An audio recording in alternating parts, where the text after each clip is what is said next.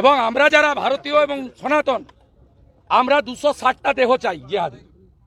26টা মেরেছে হিন্দু বলে, আমরা 260টা দেহ চাইছি। ভারত মাতা কি 260টা দেহ চাইছি, 24 ঘন্টার মধ্যে দিতে হবে।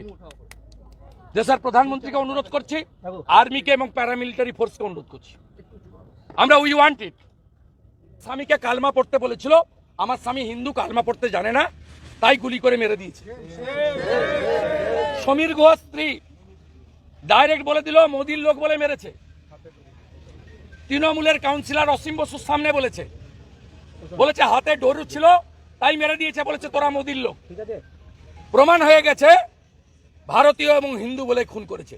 সত্য স্বীকার করুন, ভারতীয় সনাতনীরা ঐক্যবদ্ধ হন। রাজনীতি পরে হবে। এ লড়াই শুধু মানবতার লড়াই নয়, এ লড়াই ভারতীয়ত্বের লড়াই, রাষ্ট্রবাদের লড়াই এবং হিন্দুত্বের লড়াই।